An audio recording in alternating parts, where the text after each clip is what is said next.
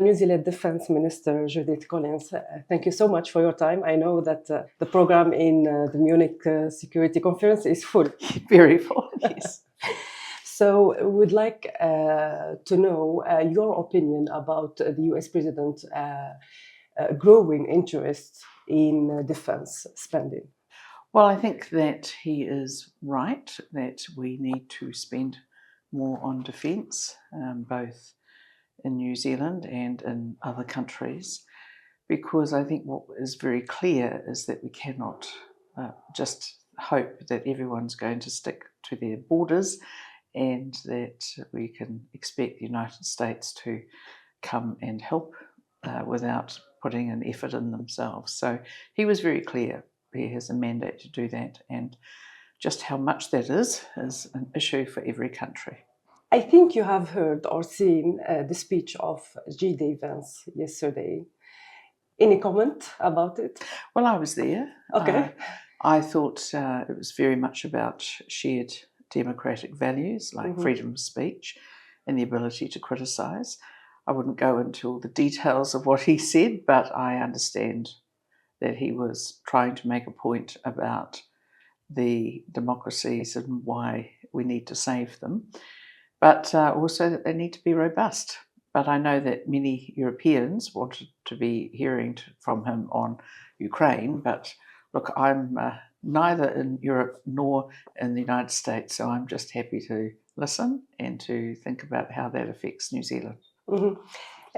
Considering New Zealand has almost the lowest defense spending of any of the core Five Eyes security group, what will you do to deal with Trump's maybe threats, discussions about defense spending?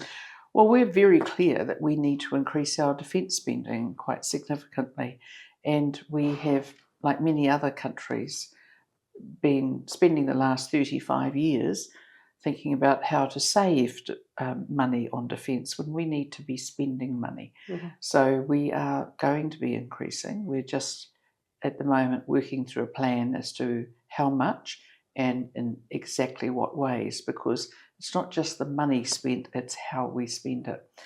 We also inherited, when we came into government just over a year ago, a defence force that had lost a lot of very experienced personnel, and it was to do with the way that the previous government had used defence to run COVID lockdowns and managed isolation facilities. So we lost a lot of people through that.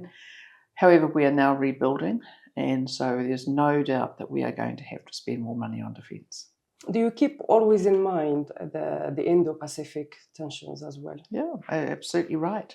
The Indo-Pacific is not the peaceful place that it should be in terms of some quite aggressive and difficult behaviours that we see from time to time. I think the Chinese intercontinental ballistic missile that was launched a few months ago right across the Pacific into the Pacific nuclear-free zone was a real wake-up call for us and for other countries as to just how tense things are becoming.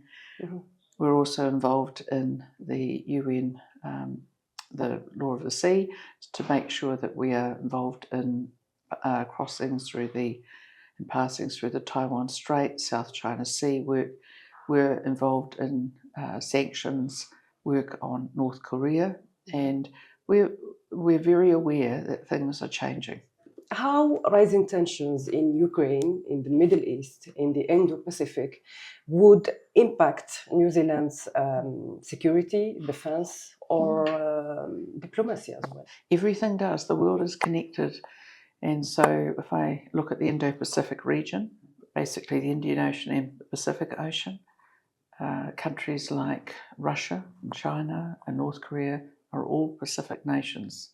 So is the United States, so is Canada, so is us, so is most of Asia. So it's a very large, and so what Russia does, of course, particularly the work that they've been doing with having North Koreans fight with them in Ukraine, that gives us quite a lot of cause for concern. So we have, everything's related, and I think sometimes we tend to think of land mass. We think in the Pacific of water. So not only water, but what's in that water, which is enormous amounts of fish, but also what's on the seabed. And we, in the Pacific, we have a ring of fire underneath us, which means there's a lot of minerals and resources. And so we're very aware that other countries may look at our resources and say that they would like to take those. If you can give us your evaluation of the NATO in the 5 past years, for example, what would you say? Well, I think that NATO has been stepping up. I think they've become, they've always been a defence alliance, not an aggressive alliance. I've only been involved in NATO in the last year as the New Zealand Defence Minister, but certainly I've found under the leadership of Mark Rutte that NATO is working very hard to do better for itself and for democracies. Do you think that the war in Ukraine and Russia threats make NATO think in quick steps? I mean, according to defense spending, according to strengthening partnerships? Well, I think that NATO is looking to see how it can be a more important player in the Indo-Pacific as well. So New Zealand is one of the 4 IP4, which is the Indo-Pacific 4, which is attached to NATO for various things. And I think they're very aware that the Pacific, particularly with nations that are both involved in Europe and the Pacific, this still is a very important area and another area where there could be conflict. Did you discuss, or are you going to discuss any partnerships here in Munich with European countries and the United States?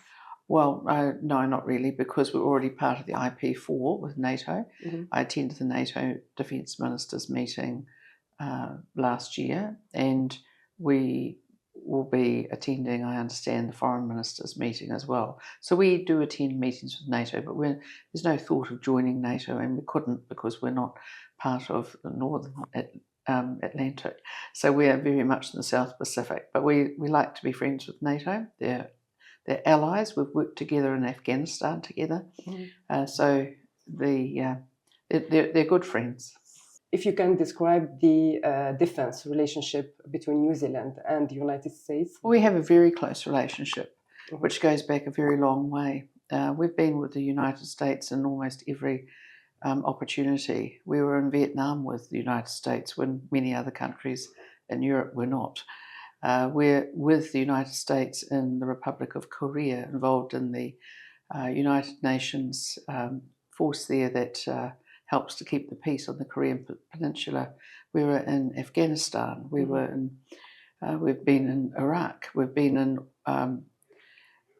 pretty much all around the world. So we are very close. Of NATO, or no, that was primarily with the United States and with not with NATO. The United States was in Afghanistan, so we were closely connected. We're also part of the Five Eyes intelligence sharing agreement, and that goes back to the end of the Second World War. So we've been with the United States for a very long time, and obviously the First and Second World Wars, the Korean War. We just like to do what we can.